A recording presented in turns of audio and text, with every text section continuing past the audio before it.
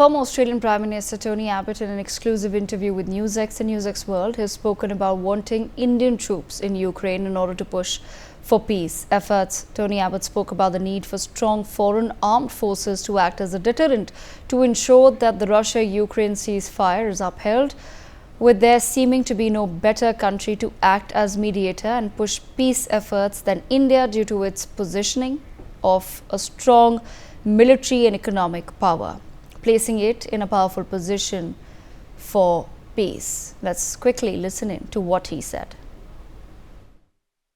The truth is that India is a very credible country with a strong economy, now the world's fifth largest, with strong armed forces, with its own nuclear deterrent. I think India is certainly much better placed than a country such as Turkey, for instance, to act as a potential mediator. For one thing, India has historically good relations with Russia. For another thing, the Indian army is a highly competent, widely respected, very professional armed force that would be more than capable of effectively resisting any future Russian attack, should such an attack be made. In fact, I think the presence of a substantial force of Indian troops along any ceasefire line would all but guarantee that Russia would never again attack Ukraine. Joining me on the broadcast at this point in time is Ambassador Suresh Kumar Goel, former diplomat, Mr. Glenn Grant, ex-advisor to the Defence Minister of Ukraine, and also Jitharth Jay Bardwaj, founder and editor-in-chief of the Australia Today.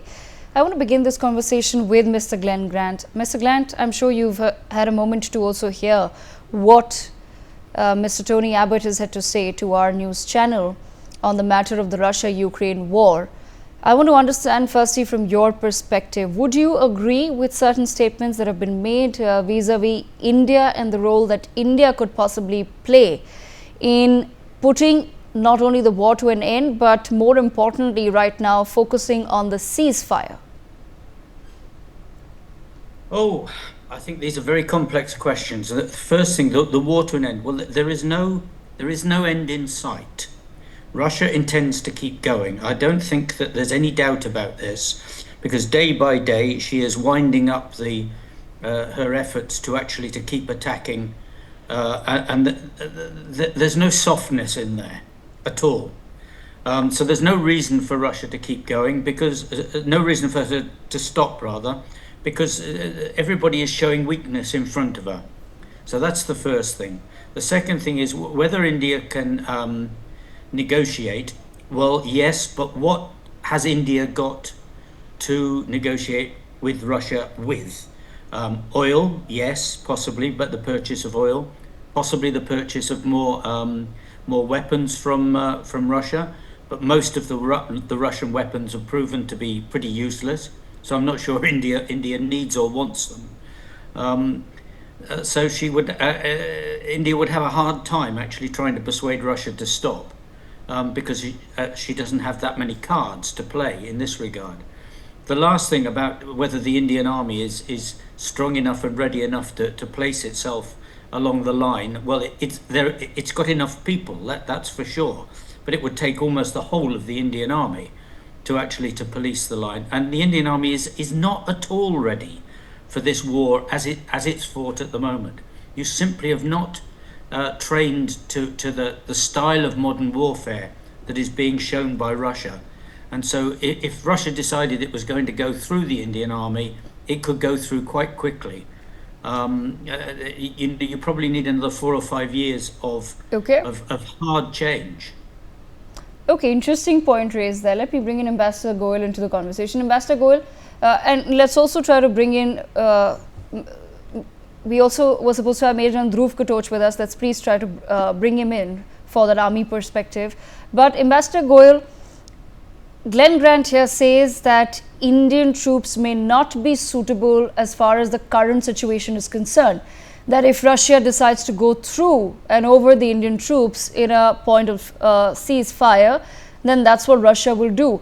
Are you in agreement of that statement that our troops perhaps will not be able to contain Russia, or do you feel that India and Russia's close ties of many years will be respected in such a situation? If I heard Mr. Tony Abbott correctly, what he said was that India is in the right position to mediate between Russia and Ukraine, and Indian troops could be deployed as a part of the process of the mediation. He didn't say that, but I'm just assuming that this is what he meant, that Indian troops could be deployed then in Ukraine to essentially, deployed there. That's what he said. Now, two things. First of all, India being able to mediate between Russia and Ukraine.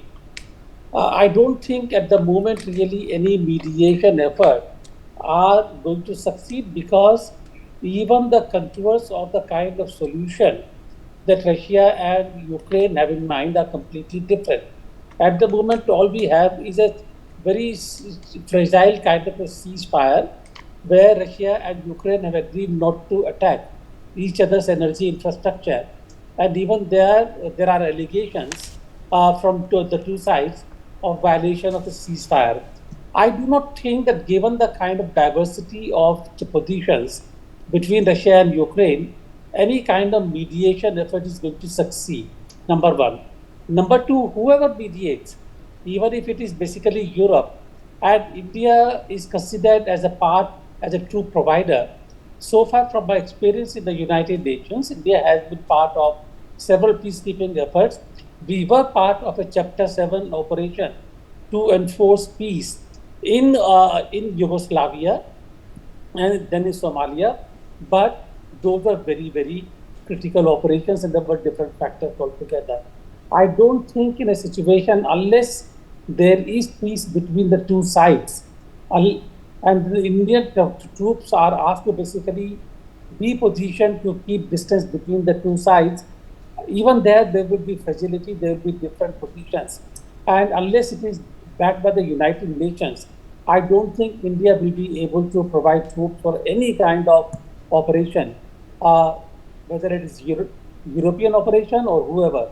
Unless it is UN, India will not be able to do that. That I know for a fact.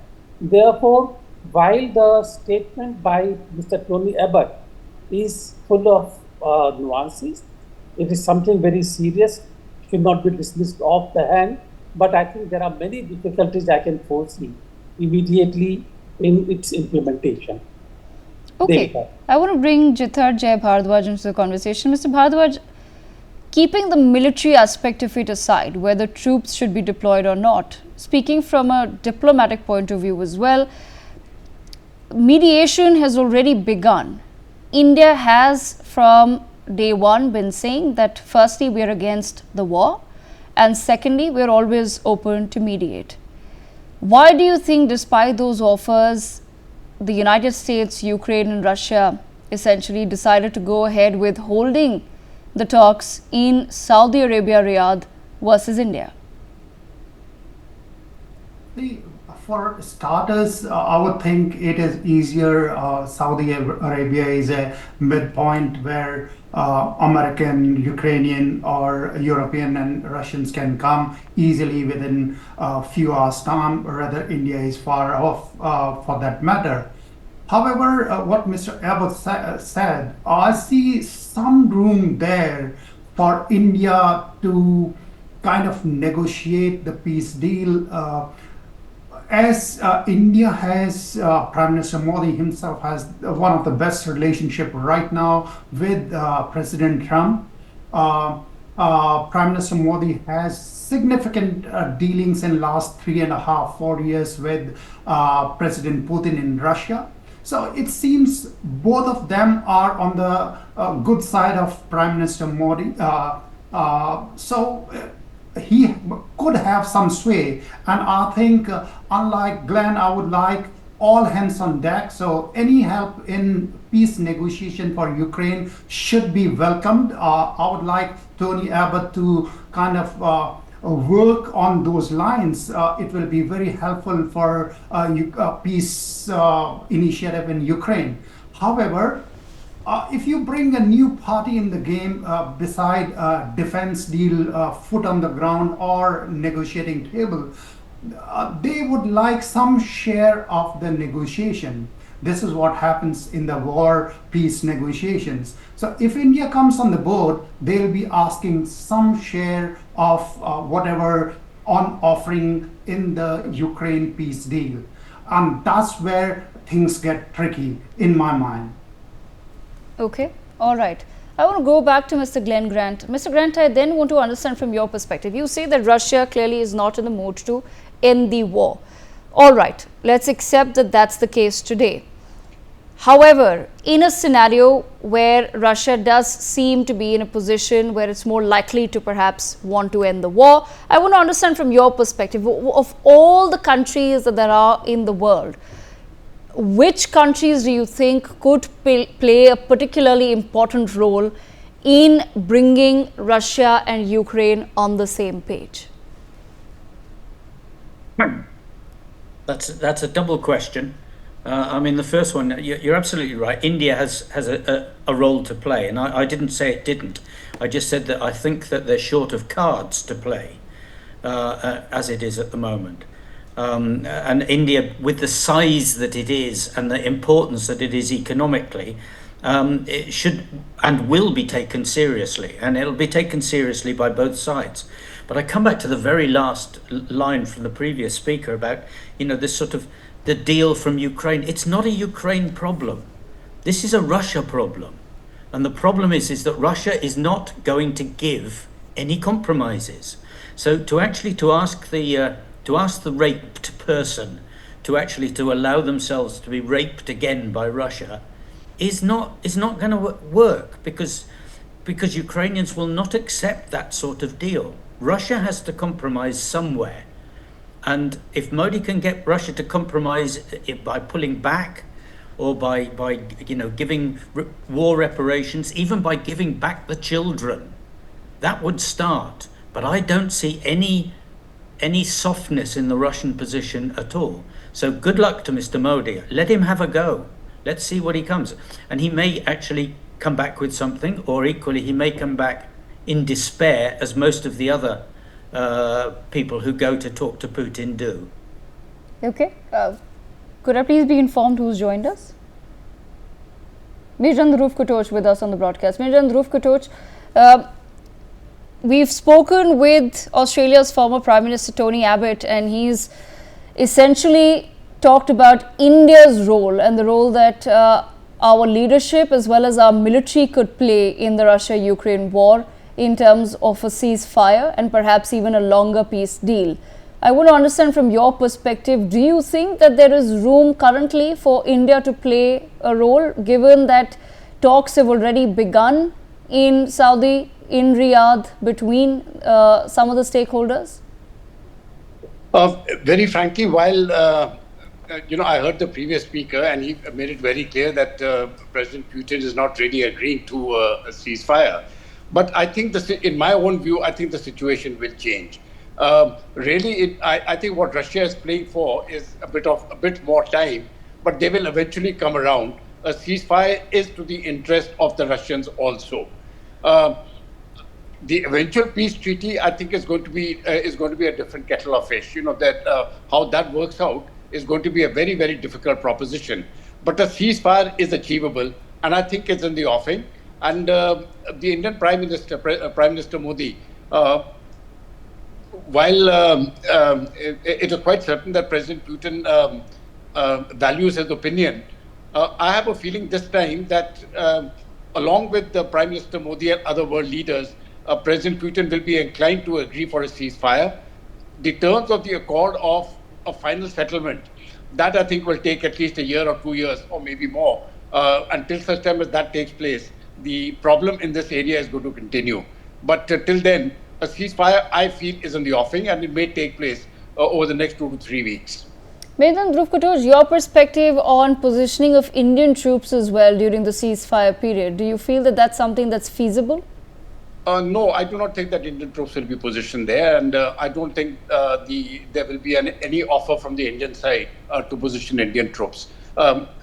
ultimately, I don't, as far as Russia is concerned, may I reword that? Indian troops as part of the UN mission, yes. Indian troops outside the UN mission not wearing the blue cap, that will be an absolute no-no. So that is not going to take place. But if UN troops are positioned there, India could be part of the peacekeeping force and on the line on which the war is currently ended. And I feel that is a workable solution which will be acceptable to Russia. Non-UN troops, I don't think will be acceptable to Russia. Perhaps it may not be acceptable to Ukraine also. Okay, I want to come back to Ambassador Goyal. Ambassador Goyal, I want to pose the same question to you as I asked Mr. Grant as well. Of all the countries in the world currently, which countries do you feel are in fact in a position to convince Russia, more importantly, than Ukraine? I think you should word your question slightly differently. It should not be the who should be able to convince Russia about the ceasefire or mediation or the peace deal, etc., etc. Who should be able to convince Europe, and that is the issue really, convince Europe of the need to go for the ceasefire. If you remember, Devika, even when President Trump recommended a ceasefire and put Ukraine under pressure to go for the ceasefire and he called Putin, it is basically Europe which is a problem. There were offers coming from all kinds of countries supporting Ukraine in terms of both the armament, the troops and all kinds of things. So therefore, the problem here is not Ukraine, Russia. The problem here is Europe. Ukraine was encouraged by Europe to seek NATO membership. And Russia wouldn't really like a NATO member to be right there on the border. That there is a whole history about this thing, which I will not go into. And therefore, for any kind of a mediation, any kind of a solution, unless Europe accepts it, unless Europe is on board, nothing is going to work. And we can see that also happening in the case of ceasefire. Ukraine will yield to pressure to some extent. But beyond what point will Europe come into play again and avoid such a kind of a happening is difficult to predict. But my sense is that a permanent ceasefire or mediate or peace deal is possible only when Europe is up to it. Interesting point there raised by Ambassador Goyal. I want to go back to Mr. Glenn Grant on the same. Mr. Grant, would you agree with the assessment of Ambassador Goyal that in fact it is Europe that has been emboldening Ukraine in this entire war? I don't agree with it in that line, but I do agree that Europe is not happy. And if you look back historically, then you will understand you can't get rid of the fact that that sort of Second World War and after the Second World War, when Russia came in, they took tens of thousands of people from Estonia, Latvia and Lithuania and basically killed them in Siberia. And so you've not got a family in the three Baltic states that has not got a link to a family member that was taken away and who never came back, including effectively at the time the Estonian Churchill was taken. Then you've got to look at Finland. Finland fought the Winter War against Russia, and the reparations afterwards were absolutely huge and almost ripped the country to shreds. And Finland knows because Russia keeps pestering Finland and Sweden by doing things, hybrid warfare attacks constantly, that they know that they will be speaking Russian again if they're not strong. And you can't get away from this. It's happening, it's real. And so you cannot expect all of Europe to be very, very happy about a Russia with 700,000 troops that are not fighting in Ukraine, when at the moment she's rebuilding bases along the borders of those countries, which is rather indicative that they intend to do something. Okay, Major Dhruv, your perspective on the same. I think this is, very frankly, I think this has been a European war. And had it not been for pressure from Britain and other countries, I think Ukraine would have accepted a ceasefire very, very shortly after the war started. So while there is a sense of what the previous speaker said, okay, that there are certain Baltic countries which are afraid of Russian hegemony, but let us also be clear It was NATO which was pushing into moving eastwards, closer and closer to Russia, and Ukraine was the last straw. The very fact that if Ukraine had become a member of NATO, that means that they can position nuclear weapons on Ukrainian soil, and that is something which would not have been accepted to the Russians, and the Americans and the Brits knew it. Man, where do you get these flipping things from? No, but this is from your own media. This is from the Western media, from all Western sources. Yes, Mr. Grant, I will. Mr. Grant, I will let you respond. I will let you respond, but please allow Major Dhruv Katoch to complete his point. I will come to you in just a moment. You see, when you look at all American writing which is emanating even now, they have given this point that this eastward push by NATO was something which should not have been done, and even Henry Kissinger has written about this. So this is something which is unacceptable to Russia, and I think that the red line has been drawn and it was crossed. Now, the peace which is going to come about is not going to be on Ukrainian terms. It is not going to be on Western European terms. I'm afraid it is going to be on Russian terms, and that is the way it is. It won't be a very enjoyable peace for some. But I think the first step is to have that ceasefire. And if you don't get that ceasefire, then this problem is going to continue, and Ukrainians will continue to die for somebody else's comfort. So I think the President Zelensky must realize that this battle is not simply something which is going to benefit the Ukrainians. The other people have tried to fight their wars using Ukrainian territory and Ukrainian troops, and that must end. That is the wisdom which has to come to President Zelensky, and once that comes about, I think he will be more amenable for a ceasefire. I think the Western terms, the West at the moment, I think is not in a position to dictate. Western Europe is certainly not in a position to dictate. The only person who can dictate certain terms are the Americans. And I don't think President Trump is very keen to dictate terms to the Russians. At this point of time, he has got his own agenda and his own concerns.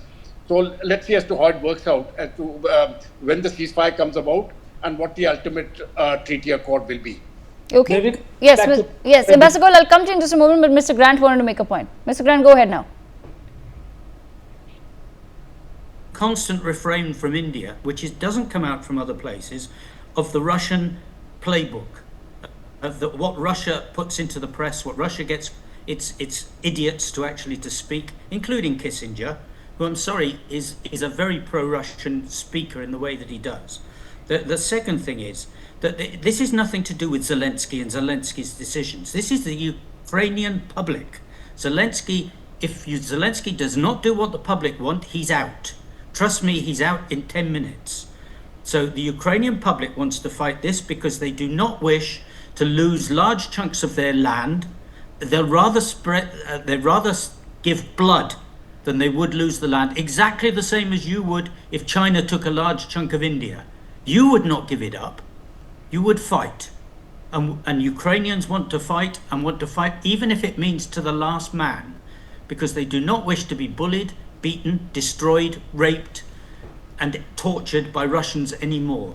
I don't think you're reading the Russian press clearly about what's going on, and I don't think you're reading the Western press as clearly as you should do. You're reading what Russians want you to read, is my point. Okay, but to be fair, Mr. Grant, this is a lot of narrative comes from the Western press. It does. And yes. The entire narrative about the entire NATO narrative comes from the Western press. It does not come from the Indian press. If you look at some of that Western press, you will find Russian hands in there, including one of the major newspapers in America, whose owner is married to a Russian. And I'm sorry, but that it's not the media, it's not the people. Do not confuse the two things. Okay, all right. I want to leave the last word with Ambassador Goel. Ambassador Goel, I have to wrap up, but last word to you, sir. One very, very brief point. I mean, besides the emotive issues, as I can see being raised by Mr. Glenn, and I can understand coming from Ukraine, I would feel the same in the case of India being an Indian.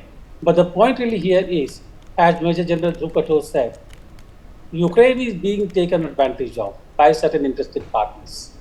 Immediately after the ceasefire was put in effect in Ukraine, very flimsy kind of a ceasefire, there was a meeting of several European countries foreign minister level, and they were talking about basically how to enhance the European security and whether they can be NATO without the US. Clearly, Europeans have not given up on the idea of a European security architecture to their own design, with or without the USA. And to my mind, that is the onset of another very dangerous trend here. USA was the arbiter of peace in Europe till now, and that arbiter is not gone. So there are dangers all around.